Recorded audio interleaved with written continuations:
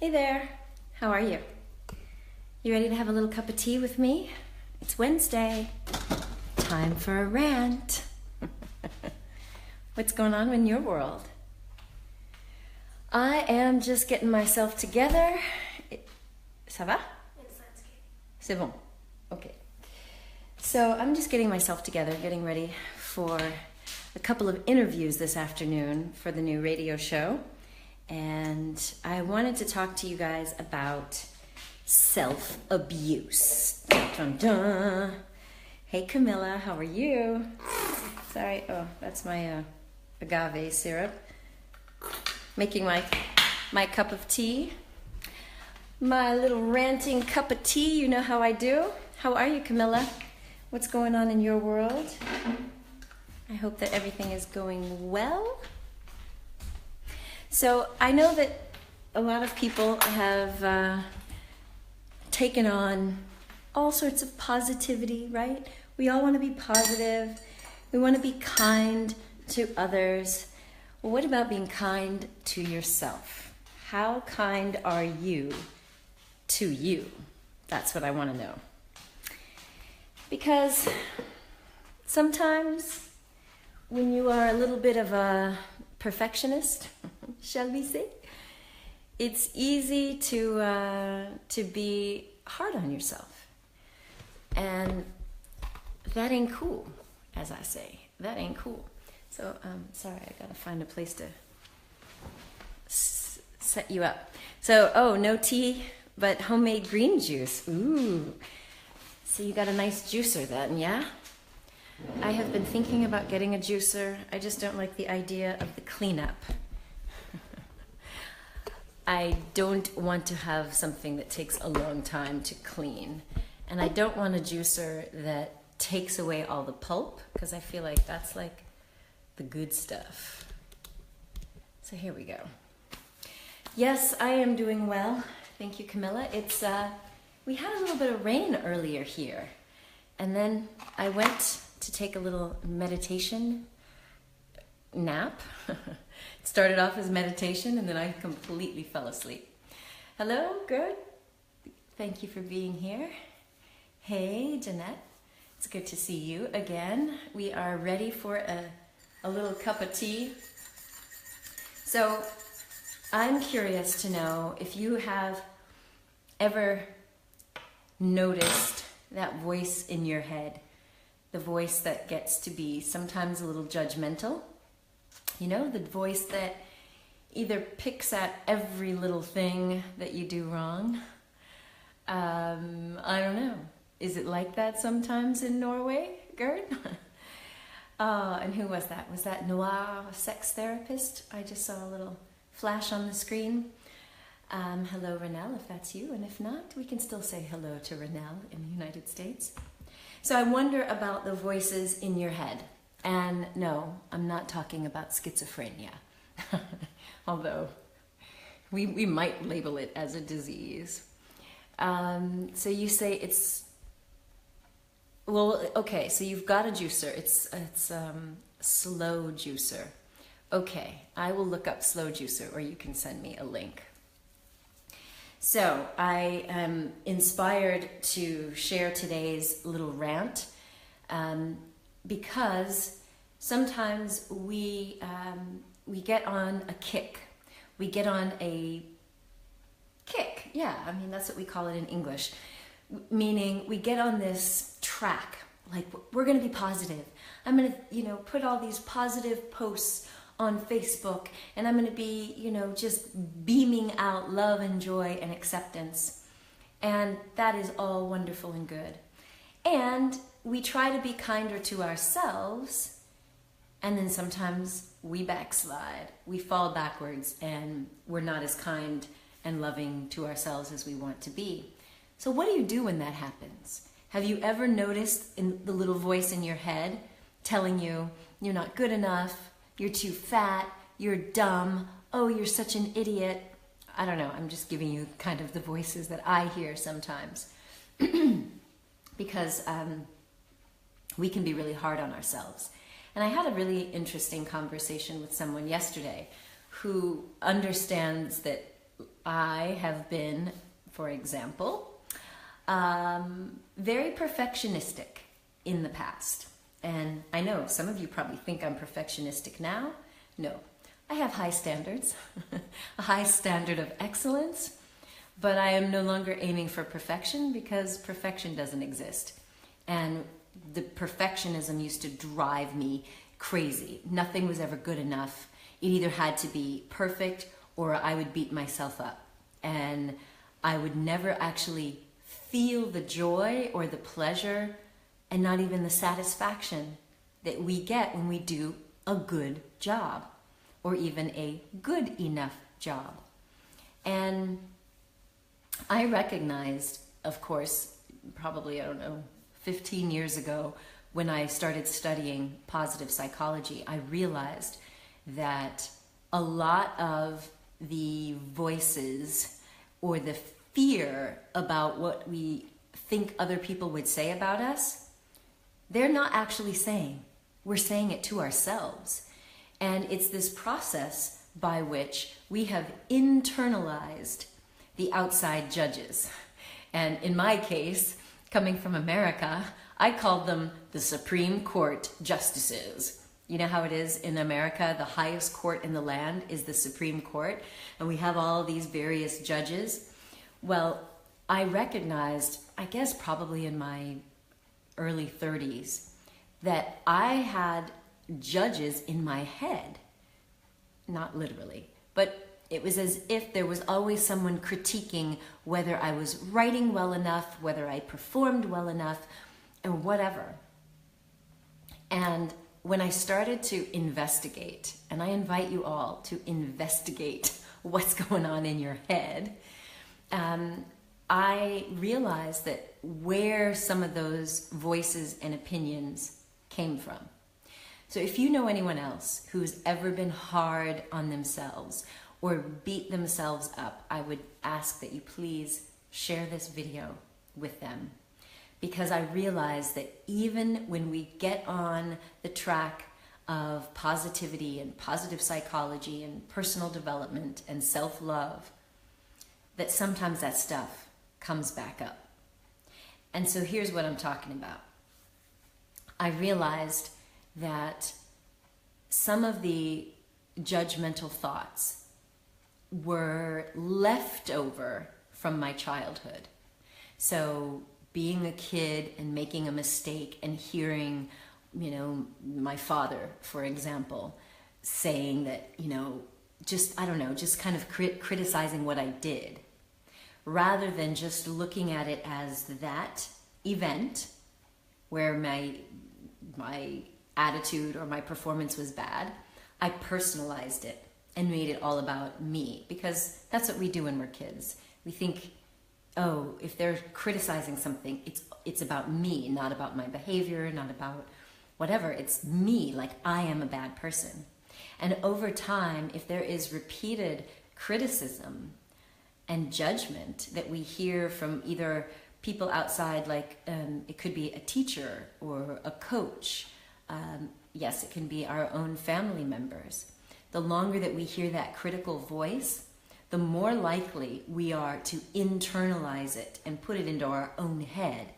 Because when we're young, we want to fit in, we want to be accepted, and anything that would put us at risk of not being liked, of not being accepted, of being cast out, we perceive as a threat. And so this lower part of the brain that we call the reptilian brain or the lizard brain or the rat brain, it's the lowest part of the brain that we share in common with rats and lizards. It gets activated, and it's the part of the brain that is only concerned with your survival. It cares about the survival of your physical body, but guess what? That part of the brain also is looking out for any threat to just your personality. And that means it's not just about a real threat like a tiger or a bear or somebody showing up who could hurt you physically, where you are really at risk of death. But that part of the brain is also judging whether your personality, your ego, your persona is at risk. So as a child, when you hear someone criticizing you all of the time and you start to internalize it, it becomes a part of your psyche. And for me, I called it one of these Supreme Court justices, these judges that would be like judging, oh, no, you can't do that, can't say that. Ooh, what have you done there? Oh, you're such an idiot. And these judges would literally take on the same voice as whatever caretaker or parent or coach. Does anybody else have that? Would you have any little voices in your head, or have they all gone away? Like you're all zen and perfect? I'm curious. Because the more that you can be aware of it and acknowledge it, the more you can do something about it. And the do something about was interesting because it's been studied. And yes, you know my nerdy little self. I like things that have been like tested and studied and investigated. So, for example, one of the things that we tell clients all the time is to bring up to mind whatever that judgment or criticism, whatever that voice is saying. And the first thing you want to do is ask, is it true? And sometimes you might actually say it is true. Like you messed up on something and you're like, oh, I can't believe I messed that up. But usually there's a little added layer of you're such an idiot, or because you messed up, you're bad, or you're wrong, or you're not worthy of love, praise, or whatever. But the reality is, it's not true.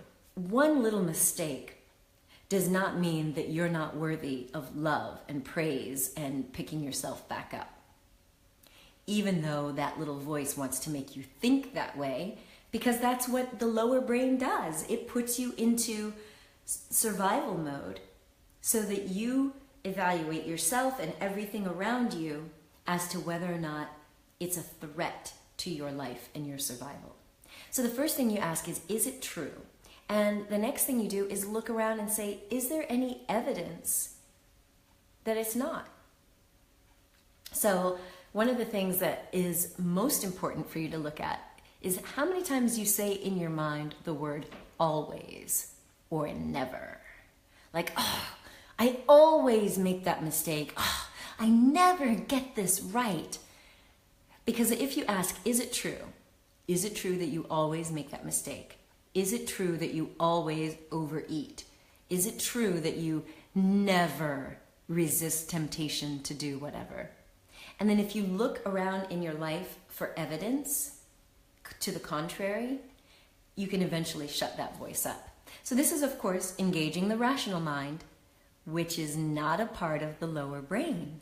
The lower brain is the emotional mind. It's the emotional part of us that's just like, someone's gonna get me. I gotta defend myself. Or I gotta like fight them off before they get me. Make sense?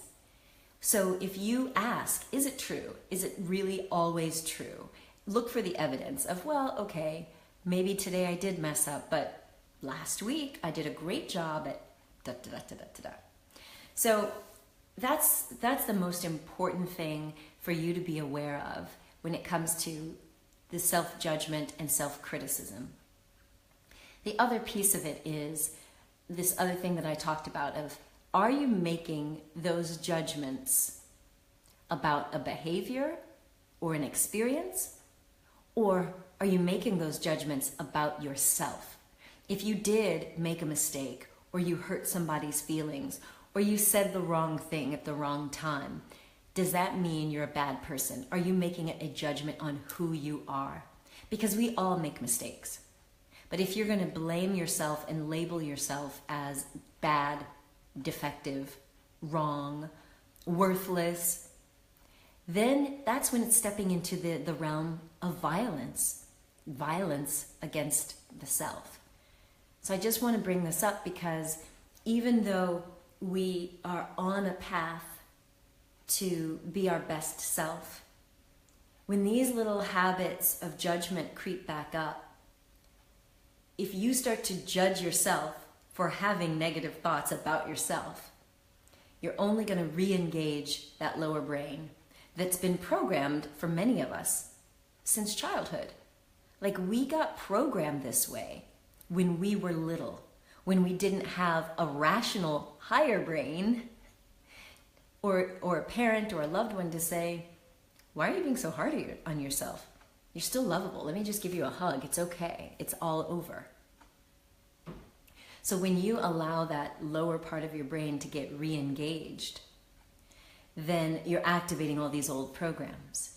Because what I realized for myself was I had, over 30 years of being really hard on myself, of never feeling I was good enough. The stuff that I did was never, good enough, was never worthy of praise. I would make excuses about why stuff wasn't good. So even if someone gave me a compliment, instead of taking the compliment and feeling like, wow, someone else has recognized, something that I did a good job in. No, I would say, yeah, but. So that's the other clue. It's the yeah buts. The yeah but. Like, yeah, I did do that, but, where you start inserting all of the reasons why you don't deserve that praise. And instead, check yourself before you wreck yourself. Check yourself to say, okay, am I trying to deflect or push away this praise or this compliment? Am I still attacking myself? Am I putting myself down in any way, shape, or form? Because if you are, thank you for the hearts there. If you are, then that's creating violence towards yourself, which is going to keep engaging the lowest part of your brain. Make sense? And because we learn these things when we were kids, that part of the brain is pretty well developed. And in most cases, we learn that stuff during really stressful or emotional periods. So if you were being bullied at school or terrorized by your older brother, then it was an emotional time, and that lower part of the brain just really held on to that memory. So that part of the brain that we call the amygdala is, it gets really engaged. Oh, see, you guys have been making comments and I'm completely oblivious to it. They weren't showing up on the screen. Sorry. So I'm going to take a little break and read what you all have to say. But is this making sense to you? I think it must be. So Monica, I hope you're still here. Anna, ciao bella. I'm glad to see you here. And you too, Maureen. It's been a while. Good to have you. So in Norway, Gerd says, Janteloven is very strong. Ooh, we are going to get into this whole law of Jante, which for my Americans, I've described that to you before. We're going to talk about that. Janet says, I'm still confused about my job situation. That little voice is telling me to go with what other people think I should, even though my intuition says go for the spiritual. Yeah, this is the thing. Thank you for sharing the video, Anna.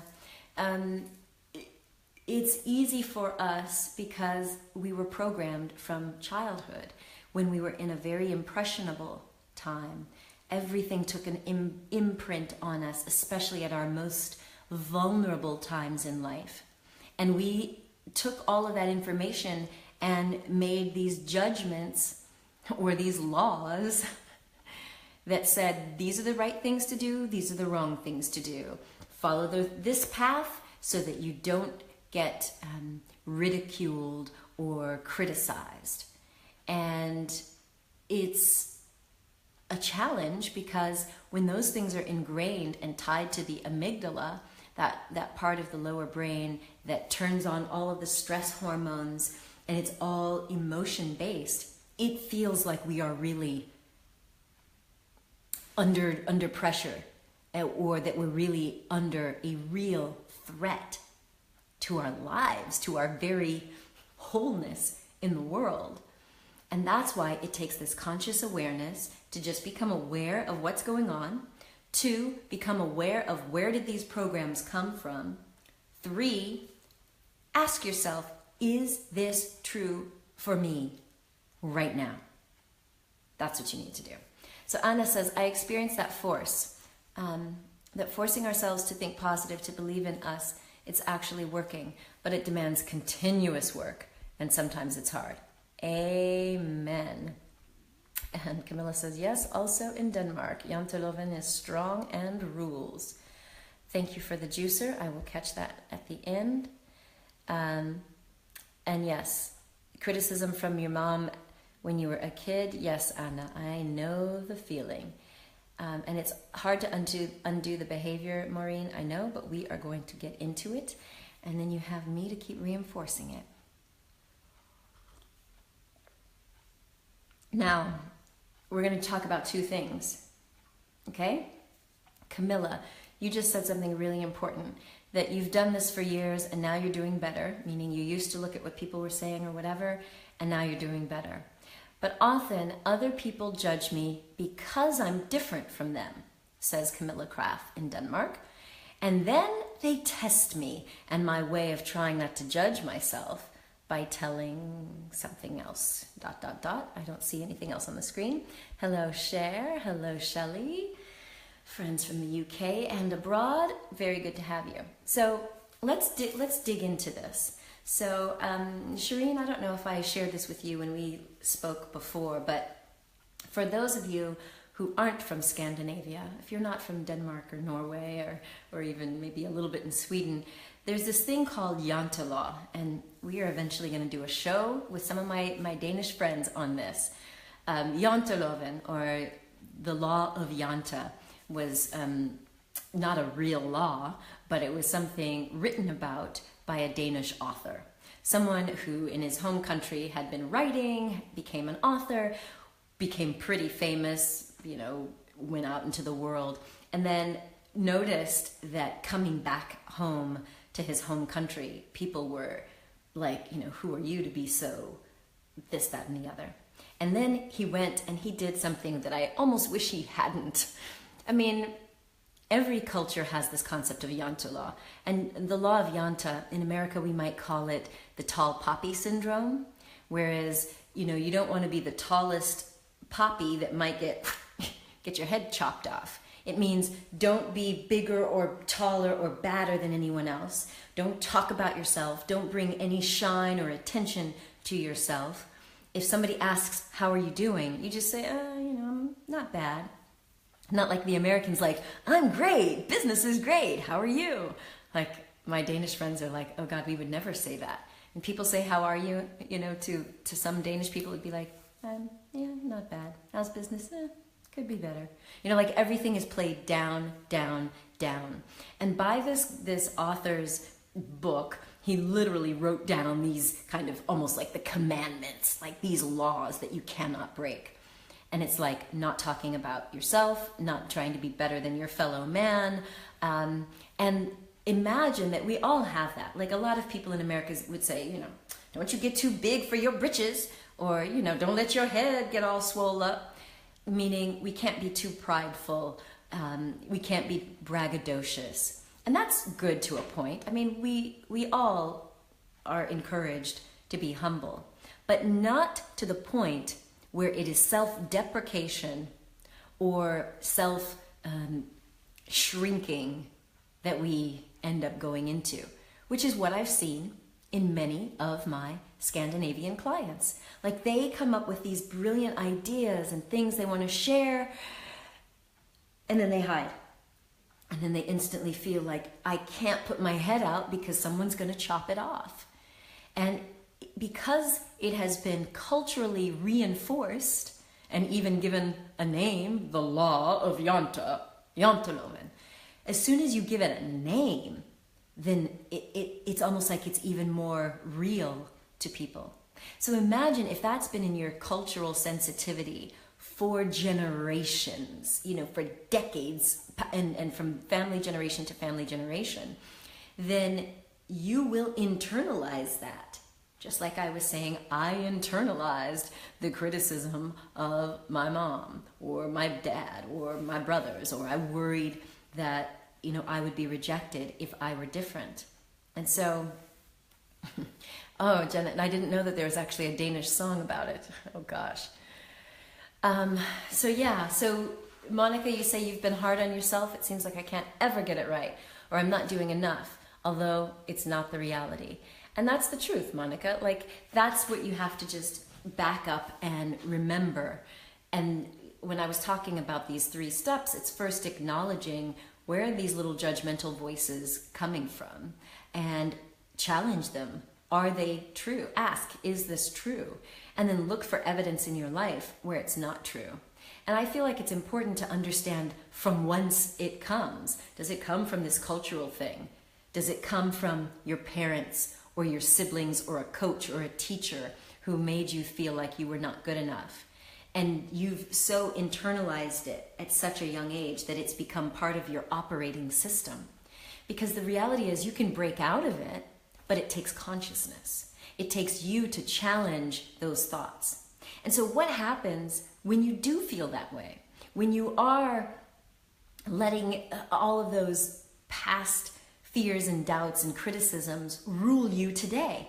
Fine, if at age 5 it was true that on the playground, if that bully was going to be even more mean to you, or you had no friends, at age 5, it might have been okay to play it small at that moment to keep yourself safe.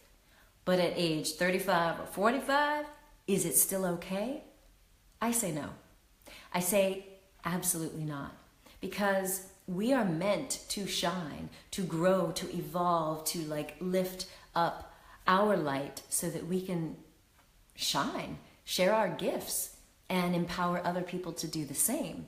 You can't do that if you're playing small. You can't do that if you're always putting out your light before it even has a chance to shine across the world. And when I was having a conversation just recently about this, it was the self-judgment. Now, here's the trick.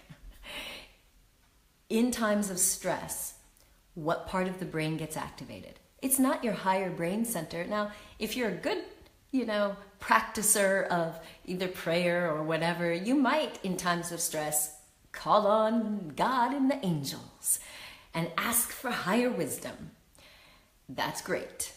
But if you are someone who goes into the reptilian brain, where the stress response just starts bringing up old programs. So the old programs that told you you're not good enough, oh, look at you, you're such an idiot, you always do this wrong. So when that comes up, I asked you to be conscious about it, right? So now you've got this blah, blah, blah going on, making yourself feel bad. Now, what happens when your conscious mind, the higher mind of today, says, oh my God, look at you being so negative. You haven't been such a beep in years. Like, I thought you were spiritual. I thought you were over that. I can't believe that. So it's as if in the present, we are re-invoking the judgmental snottiness, but not necessarily one of the judges of the past. It's the judge of the now. Dun, dun, dun.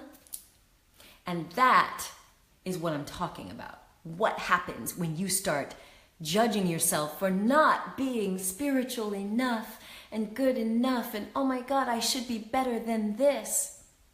It's not fair to judge yourself that harshly if you're in the midst of a stressful, crisis-laden period, whether that's due to lack of sleep because of your job, or the baby didn't sleep last night, or you're taking care of somebody, whether that's just having way too many demands put on you that you start to feel the pressure of it. Because when the stress response overwhelms and gets the lower brain activated, you're going to have some old programs come up. That's just the nature of humanity. And it sucks. It sucks. Because sometimes we want to feel like, I've made it, y'all. I'm positive. I'm happy. Woo. And then poof, it disappears. Like the next day, we're like, I've been in that place where I snapped at someone and I said something mean. And especially as a parent, I recognize the first few years of my daughter's life were the hardest for me, because every little judgmental, snotty, self-diminishing attitude came up. And I was like, what the? I'm over here supposing I'm supposed to be all spiritual, positive psychology, and this is how I'm acting? Yes, Christina, Jantelagen. Yes, we called it Jantala. So you'll have to watch this back, because I just did my whole spiel on the law of Janta. It drives me crazy. Thank you for sharing this, Camilla. Thank you guys for sharing. So Monica, you just asked if it's biological, and there is some evidence to show that things that are passed down through generations, whether that's Jantelagen or it's slave mentality or it's poverty consciousness, the way we process the world, our attitudes and behaviors, yes, they can be passed down biologically. And this has been proven in all sorts of twin studies and studies where two babies were separated at birth and then they weren't even brought up with their birth parents, and yet they have similar beliefs and behaviors to their biological family. And so it makes you wonder, like, how much are you in control? And I will just submit to you that the number one thing that puts you out of control is being overly inundated in the stress response, where you lose your conscious awareness. So anytime you slip back into that old programming, what I want you to do is just first acknowledge it. Because if you're on this path of positivity and you're striving to make your life better, and then all of a sudden you make a mistake, and you're either judging yourself or there's someone else judging you or posting something on Facebook. Sometimes it's even just you projecting, oh, I know what they're gonna say, even though they haven't even said it. And they probably aren't even looking at you. But if you get into that point, the first thing you have to do is acknowledge it and call it for what it is, even if it brings up negative emotion like guilt, like shame, and like embarrassment. And I'm not saying you need to post it on Facebook, but reach out to a friend or a colleague, someone who's, in this tribe, in this community of love and positivity. And I want you to admit it, not like, oh, I'm such a loser, but just with your highest soul-inspired part of you, I want you to say, wow, I'm human. I'm having a human moment. Because do spirits attack? Okay, I'm not talking about the negative stuff that goes around, like evil spirits and demons. I'm talking about the souls and the spirit beings, the angels and fairies that are dedicated to the light. Would they ever try to tear someone down or tear you down? Would your higher self, would God, Christ, the Buddha, Mother Teresa, Gandhi, Muhammad, whomever, would they really try to tear you down? No. So you have to recognize that, okay, this is just a human thing. And whether it's Yantala, whether it's tall poppy syndrome, whatever that consciousness is that's been programmed into you, just say, wow, whew, that's what's happening. I'm really present to that. And instead of going into this beating yourself up, oh my God, I can't believe I did this, or oh, I'm such a loser, or I suck, because then what does that typically cause us to do? Most of us will go and try to make that pain, that bad feeling, go away. I'm not asking for any confessions out there, but some people eat chocolate, eat carbs, eat it all kinds of stuff. Some people will drink too much. Some people will sleep too much, withdraw from life. Some people will relationship hop using sex, using gambling, using gaming, using social media. I mean, do I need to keep going on with this list? Just to get rid of that pain of feeling like I'm not good enough, I can't believe I did this. Stop the madness. So yes, I love what you just posted there, Camilla. #human moment. and just call it what it is. Shireen says, our critic and shame so loves to party when we're tired, or when we're stretching out of our comfort zones. You've learned to hug them as a protector, and invite them to dance to the rhythm. Awesome. And isn't that the beauty of it? Because when you recognize that it's a hashtag human moment, thank you, Camilla, what does that mean? It's like, okay, what do we humans do? We internalize judges and critics to protect us. And so, as you're saying, Cher, it's like, okay, protector, I see you. I feel you. I see what you're trying to do. You're trying to protect me. It's not quite working. I'm not the 5-year-old on the playground anymore. Or I'm not the 3-year-old being spanked for whatever, my parents didn't like. But thank you, and I like that, Cher. Come and dance to the rhythm. Or say, you know what? Thank you for trying to protect me. But right now what I really need is, and insert that here. Whether that's a compassion, maybe that's hug, maybe that's understanding or love. So, what else do you guys have to say?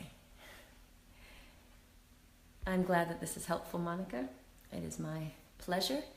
Gerd says, I have worked to get rid of Yanta in my life, and every time he pops up, I tell him that, quote, you are not welcome in my life, and it helps.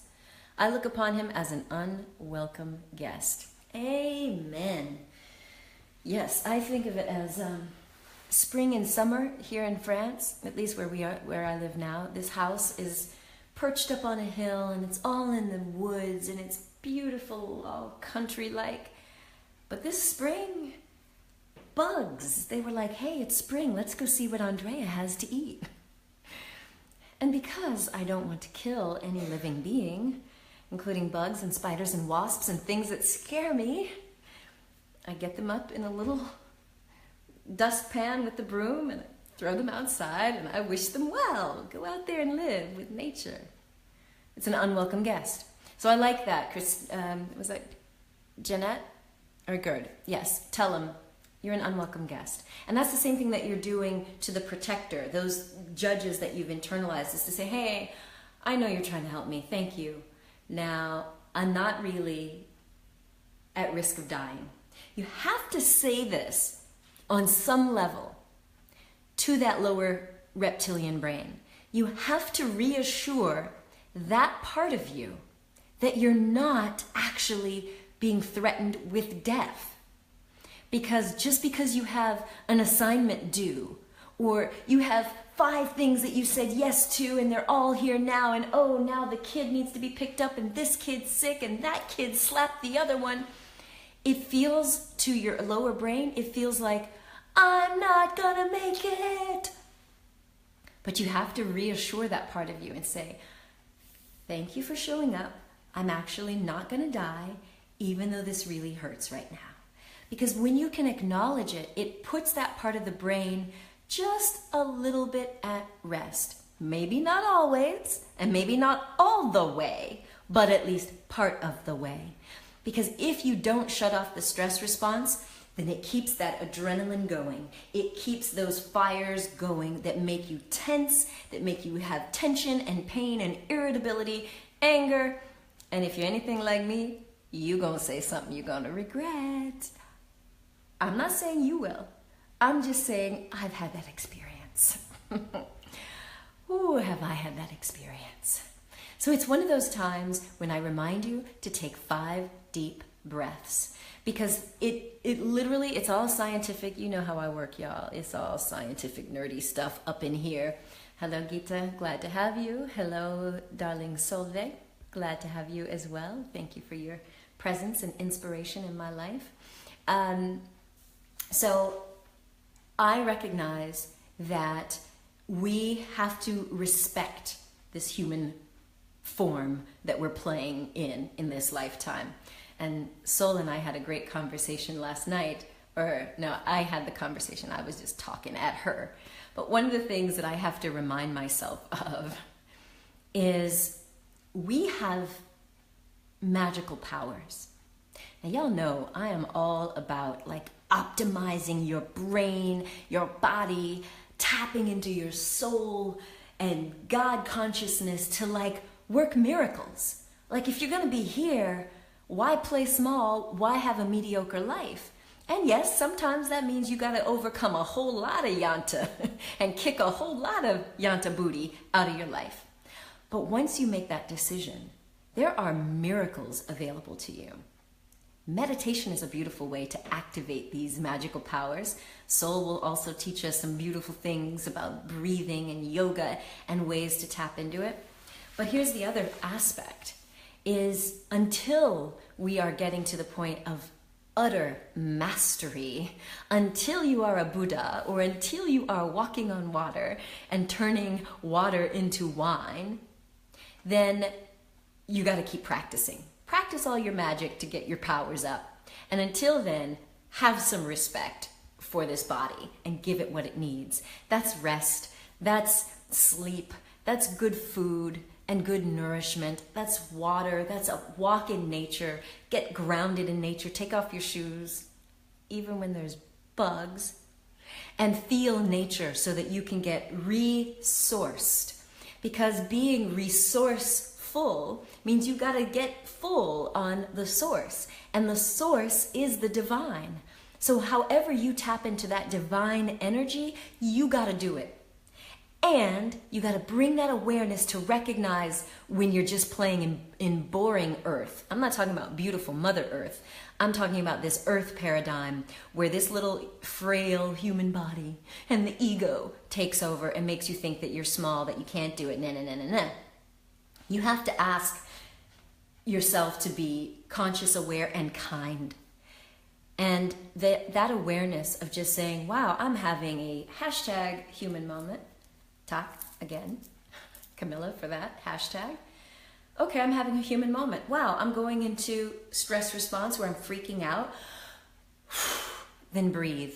If you can't hear any nice stuff coming out of your own brain, if you haven't yet heard an angel or God or any other higher being, then I want you to stop and take 5 deep breaths.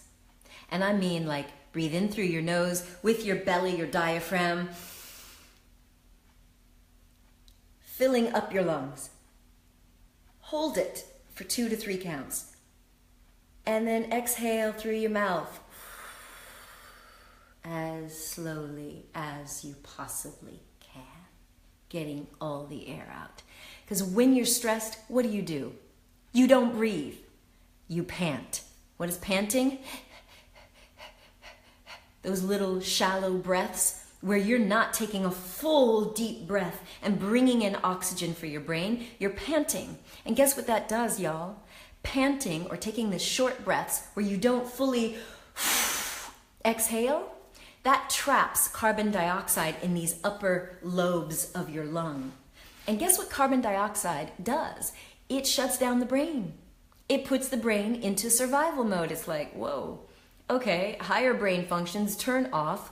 We're in survival mode. So the relaxation response, you don't believe me? Look it up. Google it. The relaxation response is what happens when we take a deep breath in. And I'm talking about filling your lungs to capacity and holding it using the diaphragm so that you bring in that rich oxygen, and hold the breath for a couple of seconds so that you actually cause the oxygen to be moved from the lungs into the bloodstream and the carbon dioxide out of the blood back into the lungs, and then exhale it as slowly as you possibly can.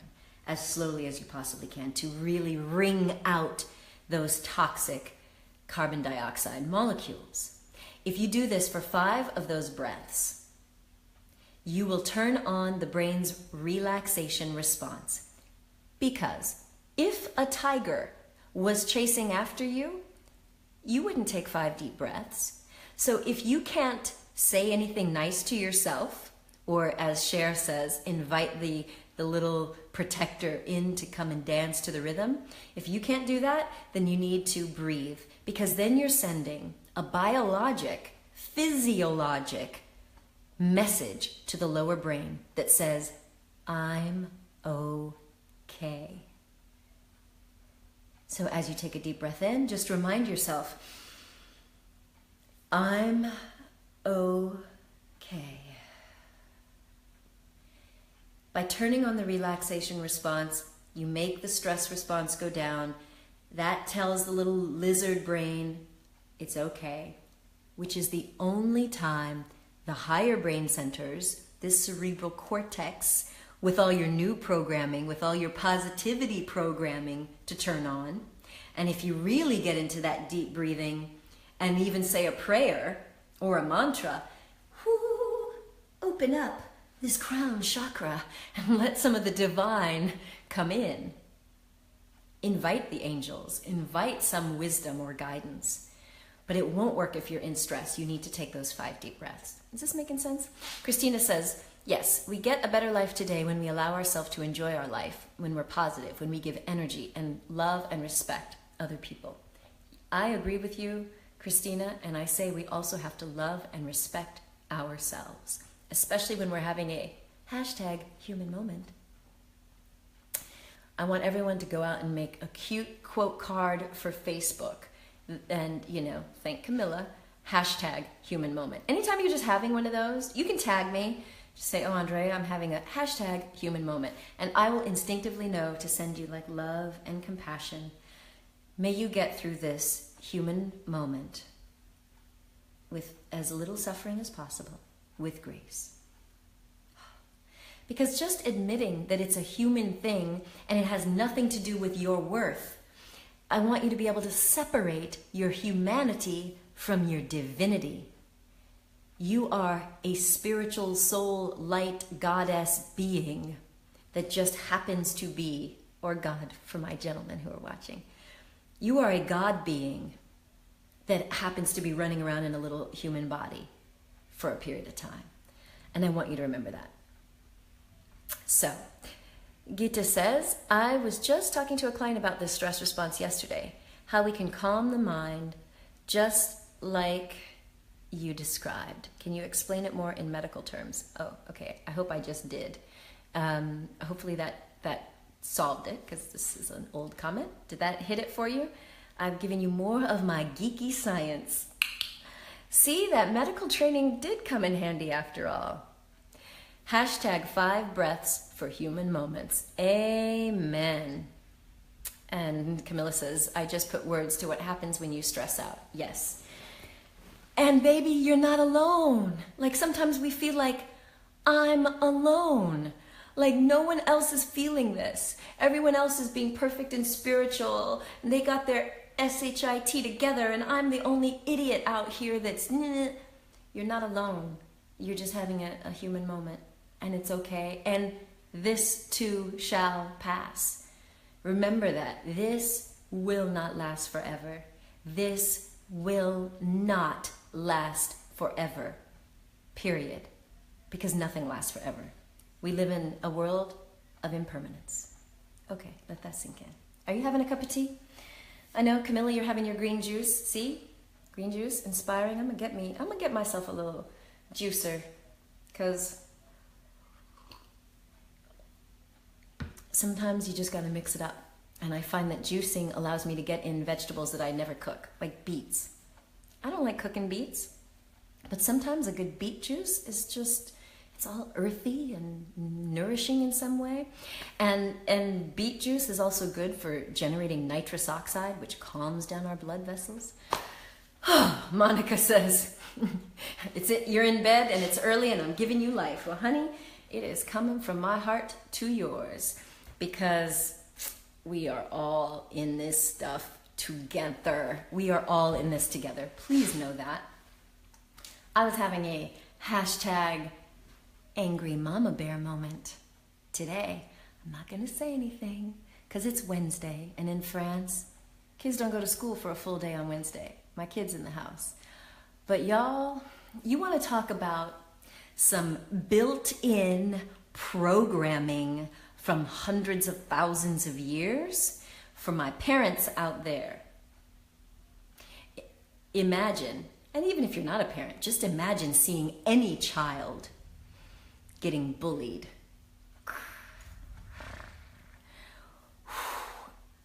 You want to talk about somebody who had to do 5 deep breaths? I had to do more than that. I went and I had a Pandora treatment. So did I mention that, guys? Oh, I don't even think I mentioned that yesterday. Did I post that? I'm so confused. I've been shooting videos. Okay, so I shot a video today about the Pandora star. I went ahead and made the purchase. I took the deep dive. The Pandora star is that flickering light therapy, because I was realizing that I wasn't recharging as well as I wanted to at night.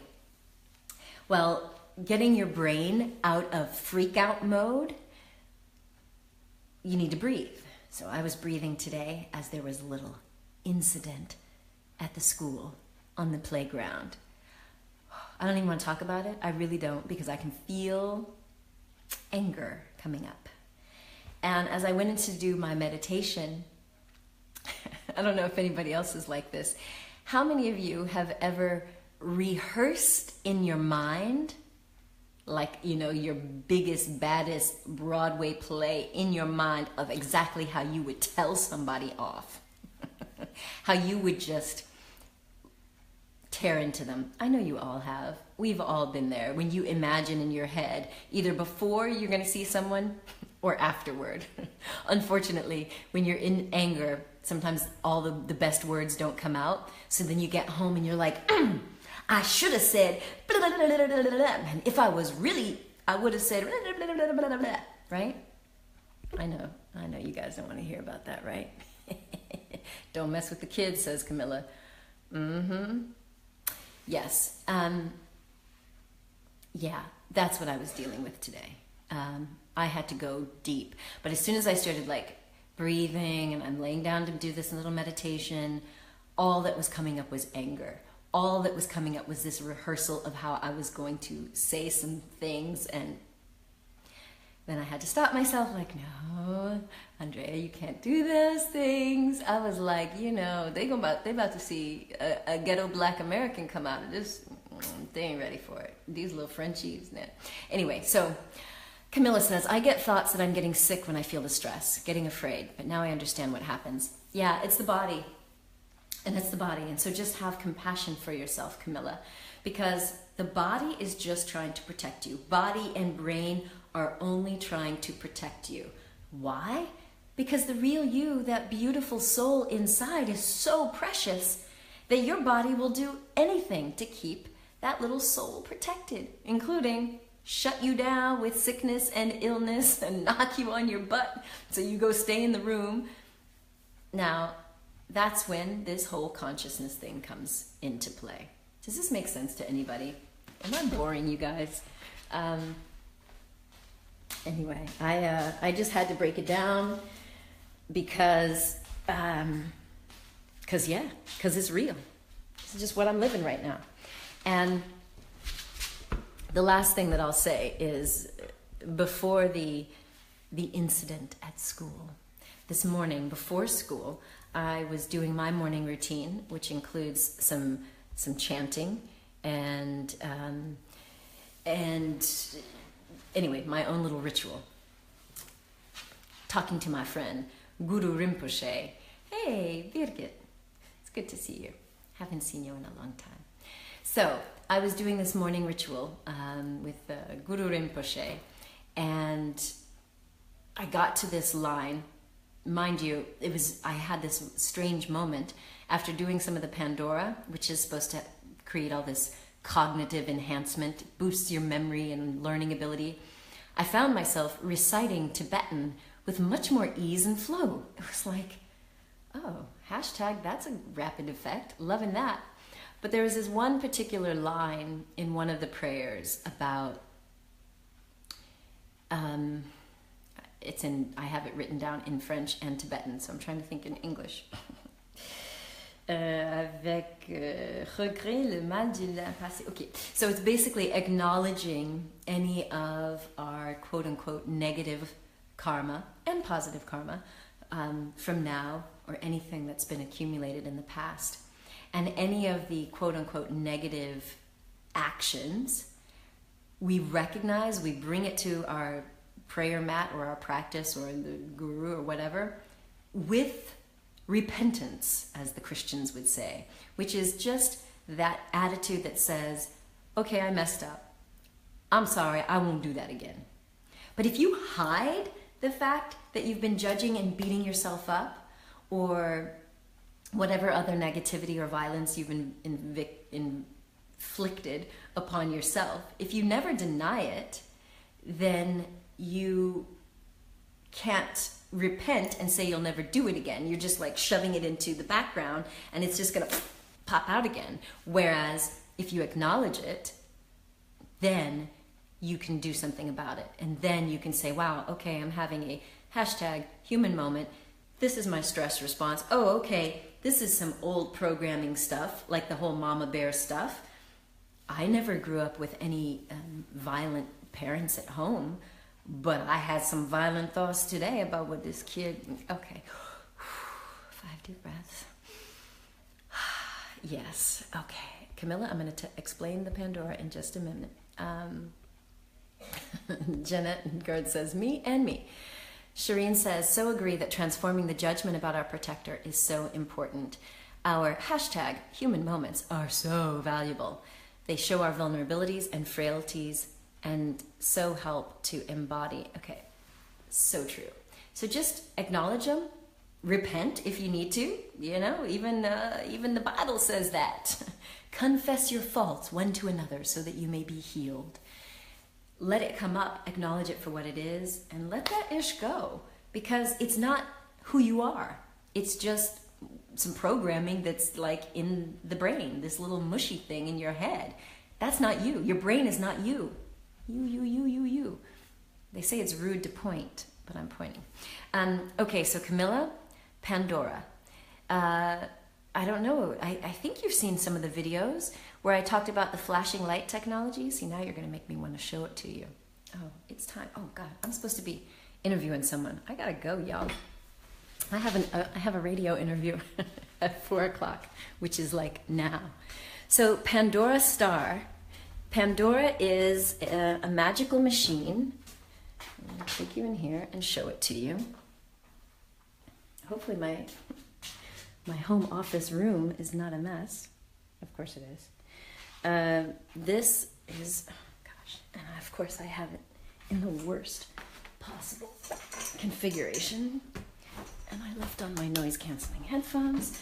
Okay, Pandora. You ready? Are you ready? Are you ready? Are you ready? Dun, dun, dun, dun. This thing right here. This is called the Pandora Star. It's about to turn on. You see those little beautiful lights? Don't worry, it won't blind you. It won't make you go crazy. So the Pandora utilizes this flickering light LED technology, which has been studied for many, many, many years. And the flickering lights are meant to help with brain entrainment, which, you know, sometimes, normally, we want our brain neurons to fire together, you know, to help us learn and grow and be creative. And if something knocks your brain out of whack, whether that's stress, lack of sleep, not eating right, fear, any sort of drama or trauma, you need to reboot and recharge. And even just sports and regular life. And one of the cool things about brain entrainment is for people with a history of depression, like I had for many years. Depression, anxiety, ADHD, even now with Alzheimer's. It will help to clean up stuff that's going on in your brain. And there's also the fun side of it. It's, you know, psychedelic light fireworks going on in your brain. So I was interested in it, or it was brought to my attention by this French doctor and this guy named Alexandre, who Alexandre teaches a lot of yoga nidra and lucid dreaming. And I met Todd Akamesis, who's been living in London for 20 plus years, and they created this Pandora star. Yeah, Vaughn, that's what's wrong with you. Your brain is out of whack. I'm telling you, you just get a little bit of this light therapy. The thing that was interesting about it was when my friend Vincent said to me that people were using this to get into a deep meditative state or a trance. And they're using it in hypnotherapy. They're using it in PTSD treatment, helping people with insomnia, migraines, pain disorders, all kinds of things.